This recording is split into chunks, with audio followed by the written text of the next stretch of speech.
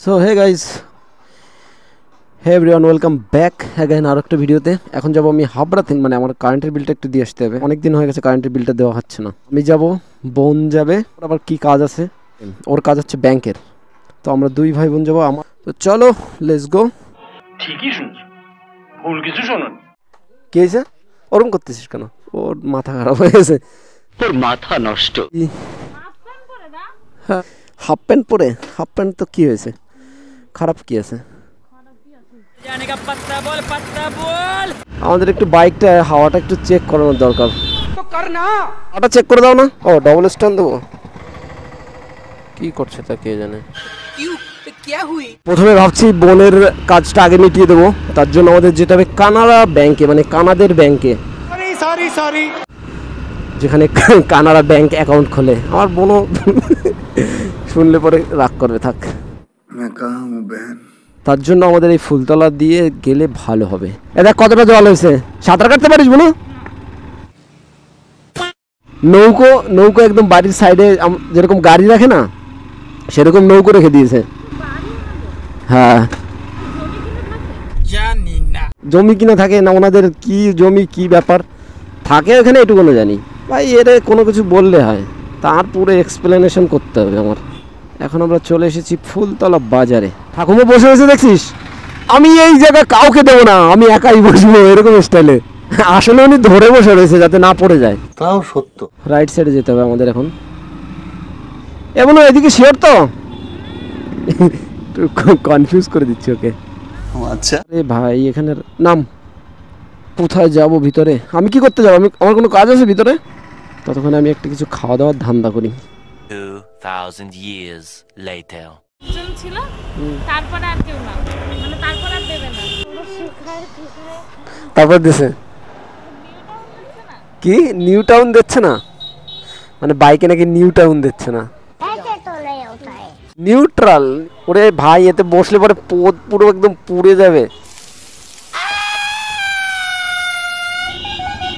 জানা রে ভাই, দাঁড়াচ্ছিস কেন রাস্তার মাঝখানে? এটা কত দাম? 150 টাকা। আচ্ছা ঠিক আছে, এটা নিয়ে নিচ্ছি তাহলে, দিয়ে দিন। এই ক্যামেরাটার জন্য কি বলে? এটা হচ্ছে অসমো অ্যাকশন 3। একদম কড়ক মাল হ্যাঁ না। মানে বোনের ব্যাংকের কাজটা মিটিয়ে আমরা চলে এসেছিলাম 1 নম্বর গেট রূপকথা হলের সামনে। আমি একটা চার্জার নিলাম, আর দেখি আমার বোন আমাকে আজকে কি খাওয়ায়। বলছে কি যেন একটা খাওয়াবে। আচ্ছা, কি খাওয়াবে না?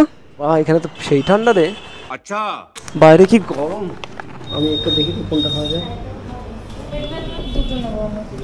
ব্ল্যাক ফরেস্ট এটাও খাইছিস তুই? এটা নিয়েছিস? এটার নাম কি বলতো তোর? এটার আর এটা আমারটা দেখতে ভালো লাগছে, কিন্তু খেতে কেমন লাগবে কে জানে। আমার একটা বিড়ি দিয়েছে এটা। বিড়ি তো এ তোমারি खोपड़ी में भेजा है कि भजिया? চকলেটের বিড়ি এটা।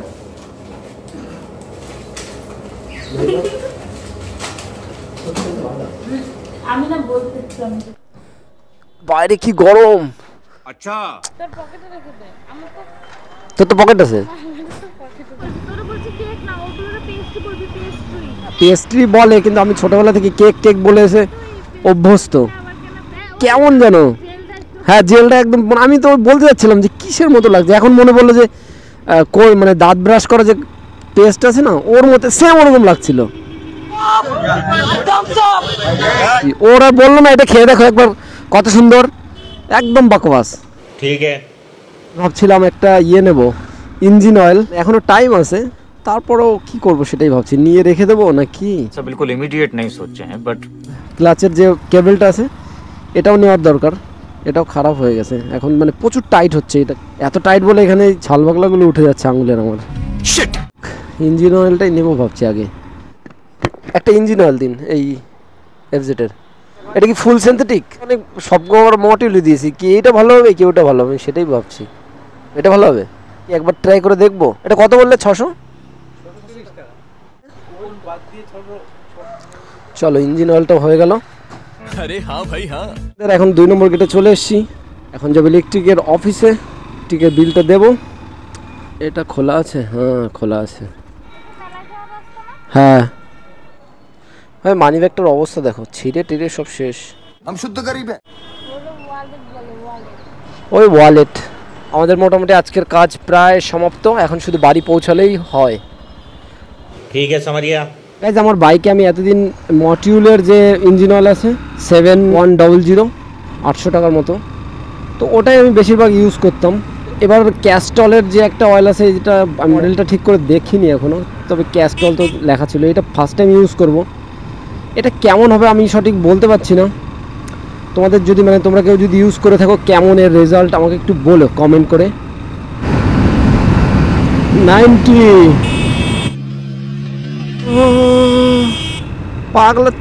পাগলের মতো স্কুটি চালাচ্ছিল, একবার এইদিকে যাচ্ছে একবার ওইদিকে যাচ্ছে। আখের জুস খাবি? ওই যে ওইখানে ভালো তো আখের জুস খাওয়া।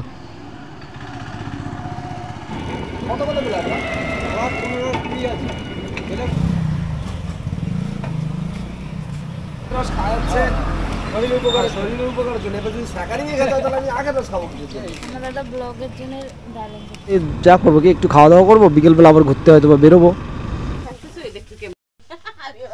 ভাই আমি একটু চার্জার আনতে গেছি, আর ও সামনে ওই কেকের দোকানে ছিল, ওই ভিতরে বাড়িতে ফোন করেছে, আমাকে ফেলে কোথায় চলে গেলে দাদা তুমি, কি অবস্থা। দাদা আমরা বলতেছি আমি তো পিছনে, আমি তো খুঁজে পাইনি। শোনো শোনো শোনো শোনো, কানাদের ব্যাংকে কানারাই যায়, ঠিক আছে?